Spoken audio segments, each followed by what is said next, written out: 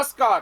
स्थानीय सञ्चारमा नयाँ आयाम समाज रूपान्तरणमा हाम्रो अभियान तपाईँ हेर्दै हुनुहुन्छ स्याङ्जा जिल्लाकै पहिलो टेलिभिजन लक्ष्मी टेलिभिजन।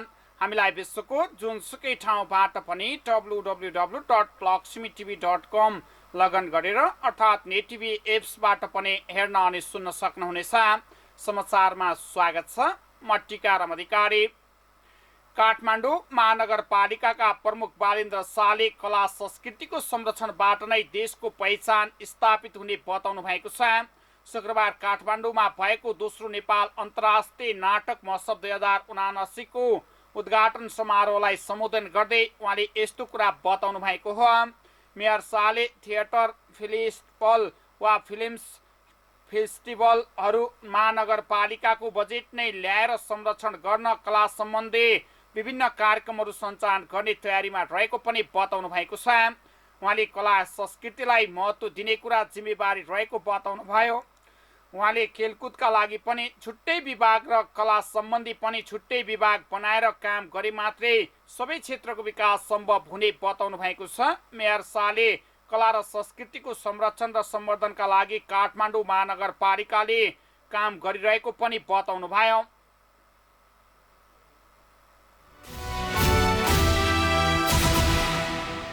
नेपाली काङ्ग्रेसका नेता डाक्टर शेखर कोइरालाले दलका व्यक्तिहरूबीचको वितृष्णा राष्ट्रिय स्वतन्त्र पार्टीमा पोखिएको बताउनु भएको छ।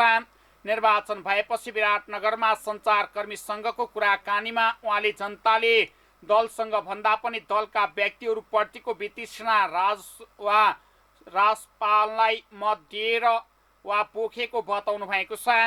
पहिलेका दलले सुशासन दिन नसक्दा नयाँ दलले मत पाएको उहाँको भनाइरहेको छ। परम्परागत राजनीतिक दल सङ्घको वितृष्णा भन्दा पनि व्यक्तिहरूसँगको वितृष्णा मैले देखेको छु उहाँले भन्नुभएको छ। त्यो वितृष्णा पोखिएको हो। दलहरूप्रति वितृष्णा रह्यो भने दलीय सिस्टम नै रहँदैन। अब बन्ने सरकारले सुशासन दिन नसक्ने हो भने यो वितृष्णा झन् बढ्दै जाने भन्दै कोइरालाले सुशासनको मुद्दामा सबै दल मिलेर जानुपर्ने बताउनु भएको छ। अब बन्ने सरकारले सुशासन कायम गर्न नसके आफूहरूले संसदबाट प्रश्न उठाउने गरेको भनाइराख्नु भएको छ। उहाँले संसदीय दलको नेतामा दाबी गर्ने नगर्ने विषयमा अहिले नै निर्णयमा नपुगेको बताउनु भएको छ। नतिजा आइसकेको छैन। यो साथीको जित्नुभयो भन्ने सबै जानकारी छैन। समानुपातिकमा को हुनुहुन्छ त्यो पनि थाहा छैन उहाँले भन्नुभएको छ। सल्लाह गरेर अघि बढ्छु। मोरङ क्षेत्र नम्बर 6बाट नेकपा एमालेका उम्मेद्वार लालबाबु पण्डितलाई पराजित गर्दै कोइराला प्रतिनिधि सभा सदस्यमा निर्वाचित हुनुभएको हो।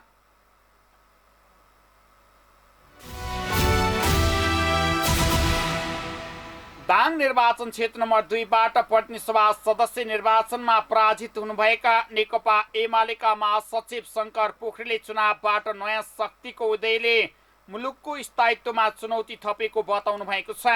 शुक्रबार नेकपा एमाले दाङले गरेको पत्रकार सम्मेलनमा महासचिव पोखरेलले असन्तुष्ट र आक्रोशका रूपमा प्रकट भएको यो जनमतले राजनीतिमा स्थायित्व थप सङ्कटमा परेको बताउनु भएको छ। नयाँ शक्तिहरूको उदय असन्तुष्टि र आक्रोशका रूपमा प्रकट भएको छ। त्यसले मुलुकको राजनीतिलाई स्थायित्वतर्फ लैजाने कुरामा नयाँ प्रकारको चुनौती पैदा भएको छ उहाँले भन्नुभएको छ। हामीले विकास र समृद्धिका लागि धेरै राजनीतिक दलहरू होइन बलिया राजनीतिक शक्तिको आवश्यकता पर्छ भन्ने थियो। यद्यपि नेपालका प्रमुख दलहरू नेकपा एमाले नेपाली काङ्ग्रेस भन्ने कुरामा सच्याइएको परिणामले उजागर गरेको छ। उहाँले त्यसका लागि नयाँ सिराबाट प्रयास गर्नुपर्ने अवस्था र आवश्यकता देखिएको बताउनुभयो। उहाँले नेकपा एमाले मुलुकलाई स्थायित्वतर्फ लैजाने गरेको प्रयास जनादेशका दृष्टिकोणले असफल भएको बताउनु भएको छ।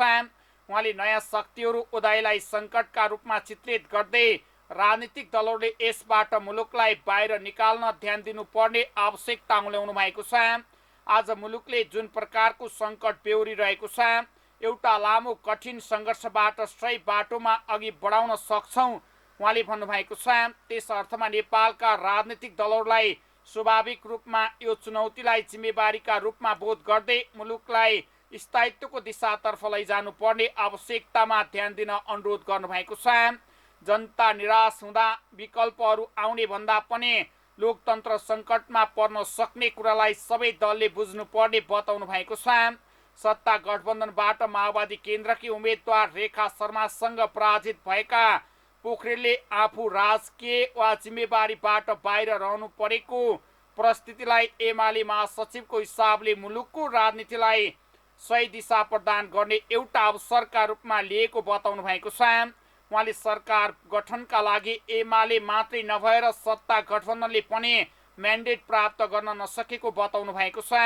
सरकार कसरी गठन गर्ने भन्ने प्रश्न यस्तो अवस्थामा राजनीतिक दलका सामु उत्पन्न भएको नयाँ परिस्थिति हो। सकेसम्म एजेन्डामा आधारित सरकार बनोस् भन्ने कुरामा हाम्रो जोड रहेको छ। स्वार्थमा होइन, नीति र एजेन्डामा आधारित सरकार बन्न सकोस् र अहिलेको समस्याबाट समाधान निकाल्न सकियोस् भन्ने कुरा उहाँले व्यक्त गर्नुभएको छ।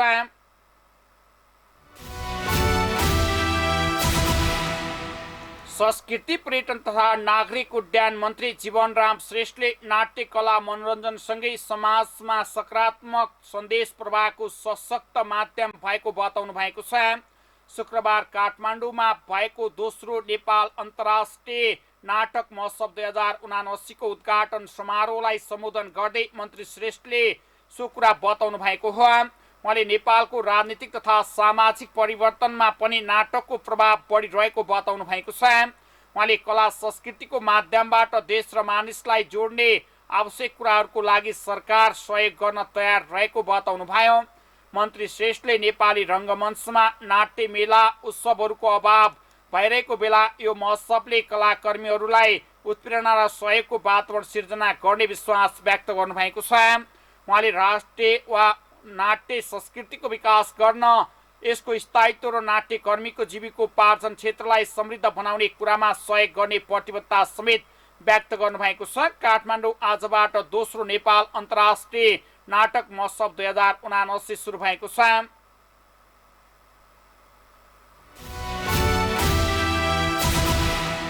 स्याङ्जा क्षेत्र नम्बर 1 मा पत्नी सभा सदस्यमा नेपाली काङ्ग्रेसका राजु थापा विजय हुनुभएको छ भने उहाँले 3455 मतान्तर सहित नेकपा एमालेका नारायण प्रसाद मरासिनीलाई पराजित गर्दै सांसद बन्नुभएको हो भने थापाले 31,979 मत पाउँदा मरासिनीले 28,744 मत पाउनु भएको थियो भने त्यसै गरी तेस्रो स्थानमा रहनुभएका राष्ट्रिय स्वतन्त्र पार्टीका बोधराज रेग्मीले 6,065 मत पाउनु भएको छ। थापा लोकतान्त्रिक गठबन्धनका तर्फबाट साझा उम्मेद्वार हुनुहुन्थ्यो। मतगणनादेखिको अग्रता उहाँले अन्त्यसम्म कायमै राख्नुभयो। थापा र मरासिनी बीचको प्रतिस्पर्धा लगातार तेस्रो पटक हो भने उहाँ 2070 सालमा भएको संविधान सभा सदस्य निर्वाचनदेखि 2074 को सङ्घीय निर्वाचन र हाल प्रतिस्पर्धी रहनु भएको थियो।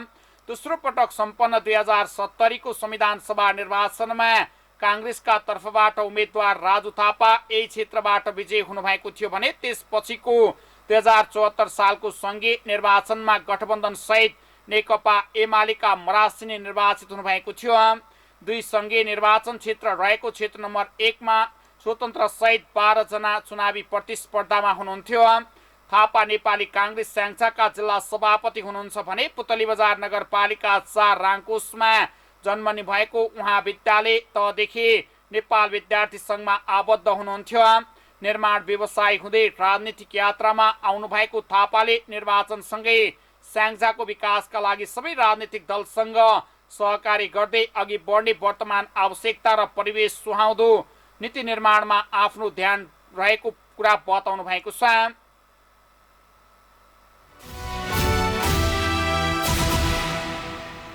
स्याङ्जा क्षेत्र नम्बर 1 ख प्रदेश सभा सदस्य पदमा नेकपा एमालेका सुधीर पौडेल निर्वाचित हुनुभएको छ भने उहाँले गठबन्धनका तर्फका उम्मेद्वार नेपाली काङ्ग्रेसका बुद्धिबहादुर राणा कुमारलाई 6 मतान्तरले पराजित गर्नुभएको थियो भने राणाले 17,435 प्राप्त गर्दा पौडेलले 17,441 मत प्राप्त गर्नुभएको छ। निर्वाचन 2074 को स्थायी निर्वाचनमा आँधीखोला गाउँपालिकाका अध्यक्ष समेत हुनुहुन्थ्यो। यसैबीच पराजित हुनुभएको काङ्ग्रेसका राणाले पुनः मतगणना हुनुपर्ने माग गर्नुभएको छ। 6 मतान्तरले पराजित हुँदा 8 मत हराएको भन्दै हराएको मतको खोजी गर्नका लागि मुख्य निर्वाचन अधिकृतको कार्यालयमा लिखित उजुरी दिएको कांग्रेसका उम्मेद्वार बुद्धिबहादुर राणा कुमारले जानकारी दिनुभएको छ। 8 मतको टुङ्गो नलागे यो घोषणा स्वीकार्न नसकिने समेत उहाँले बताउनु भएको छ। निर्वाचनको परिणाम घोषणाका क्रममा दिउँसो स्याङ्जा सदरमुकाम कांग्रेस कार्यकर्ताले नाराबाजी पुनः मतगणना गर्नुपर्ने भन्दै नाराबाजी गर्नुभएको थियो भने मुख्य निर्वाचनको कार्यालयले मङ्सिर 12 गते दिउँसो निर्वाचित सदस्यलाई प्रमाणपत्र दिने कार्यक्रम रहेको छ।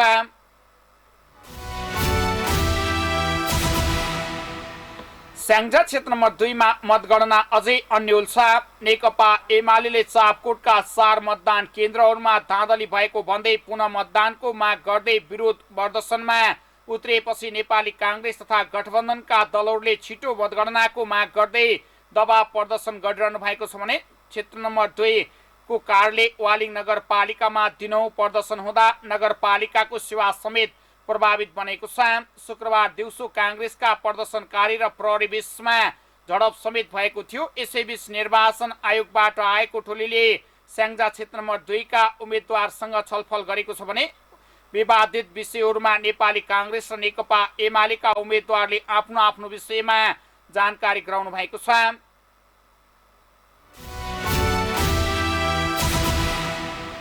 नेपाल कम्युनिस्ट पार्टीले वालिङमा भइरहेको विरोध प्रदर्शनले नागरिकलाई असहज भएको भन्दै ध्यानआकर्षण गराएको छ। पुनः मतदान र मतगणनाको माग राख्दै विगत 5 दिनदेखि नगरपालिका कार्यालयमा नै बन्धक गराएर जनताको अत्यावश्यक कार्यप्रति असहज पैदा गराएको भन्दै नेकपा एमाले एक प्रेस विज्ञप्ति जारी गर्दै ध्यानआकर्षण गराएको छ भने जिल्ला सेक्रेटरी दुर्गा थापाद्वारा जारी विज्ञप्तिमा भनिएको छ। स्याङ्जा क्षेत्र नम्बर 2 अन्तर्गत चापकोटका केही बुथ कब्जा भएको भन्दै पुनः मतदानको माग राखेर एमाले लगायतका दलले छिटो मतगणनाको माग राख्दै र नेपाली कांग्रेसले निर्वाचन क्षेत्र नम्बर 2 को कार्यालयलाई बन्धक बनाएर जनताको अत्यावश्यक कामप्रति असहज पैदा गराएको र यो विषय हाम्रो गम्भीर ध्यानआकर्षण भएको नगरपालिकालाई बन्धक र आन्दोलन रहित गराई जनप्रतिनिधि उत्तरदायित्व जनताको काँधमा सहज पैदा गरियोस्। जनताको काम भन्दा पनि कसैलाई सांसद बनाउने विषयलाई प्रधान ठाने नगरपालिकाको कार्यालय बन्द गराइन्छ भने जनताले जनताको अधिकारको क्षेत्रमा नयाँ र जुझारु सङ्घर्ष गराउनु वा चलाउनु पर्ने भन्दै जनताको जवाब सम्बन्धी राजनीतिक दल र निर्वाचन आयोगको कार्यालयमा पुग्नु पर्ने उल्लेख गरिएको छ।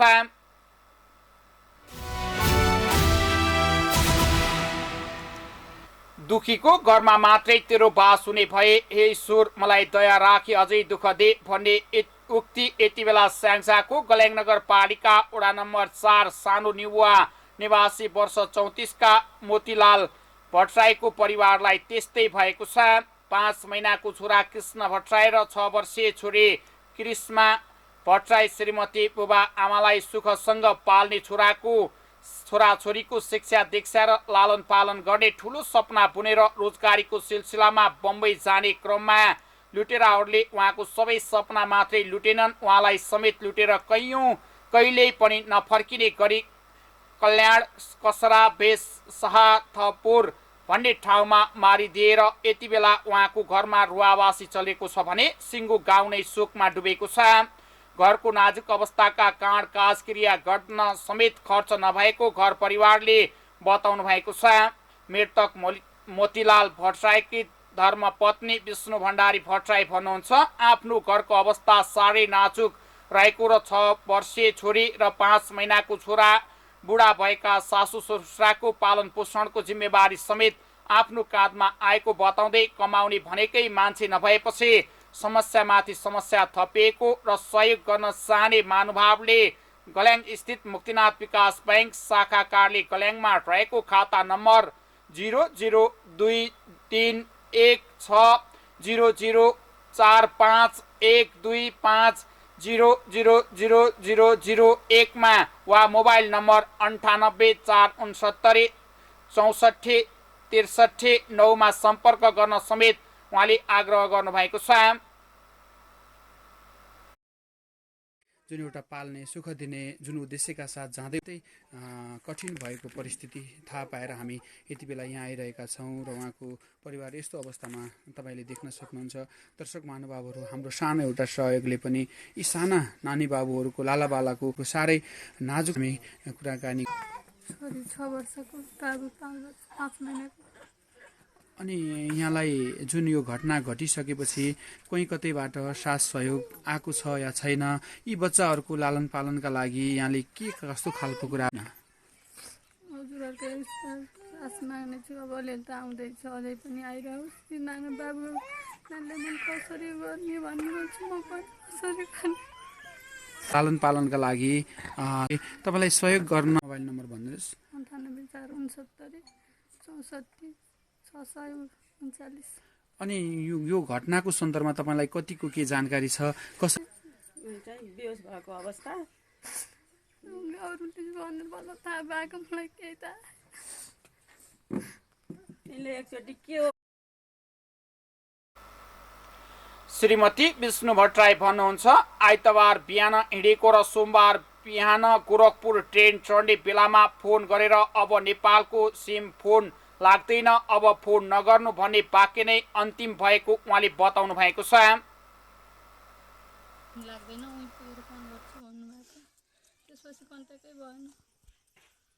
अनि त्यसपछि के साथीहरूबाट खबर आयो या कसबाट खबर आयो? 5 बजे कता झरेर कता गएछ, यहाँ छैन, झरे कतै गए, यसमा कन्ट्याक्ट गर्न भन्नु है भन्ने सँग गएको साथीले।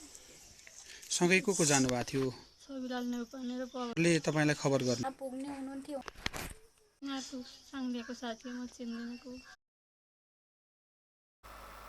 स्थानीय ईश्वरा पाण्डेले भन्नुभयो, घर परिवारलाई सुखसँग पालन पोषण गर्ने उद्देश्य लिएर जाने क्रममा दैवले लुटेर लग्यो, त्यसैले सबैले सक्दो साथ र सहयोग गरेर बालबच्चा घर परिवारको लालन पालनका लागि सक्दो सहयोग गरिदिन समेत उहाँले आग्रह गर्नुभएको छ।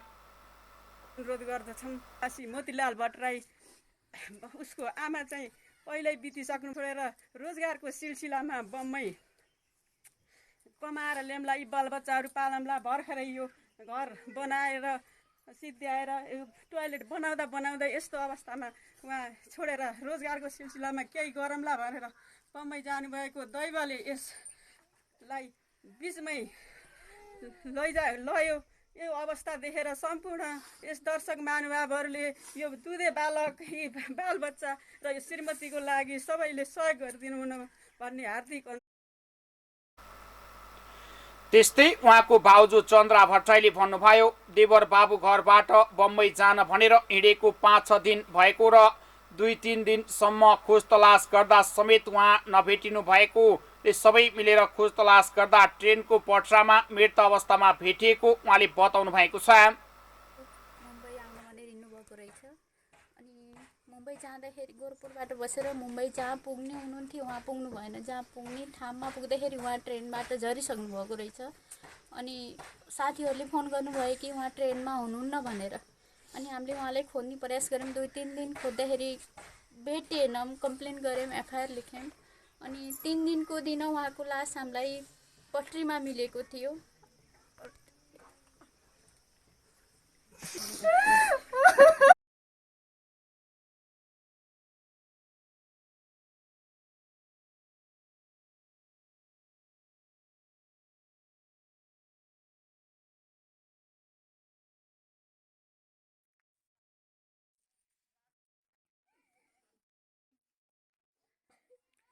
दर्शक महानुभावहरू, तपाईँ देख्नुहुन्छ घरको साह्रै नाजुक।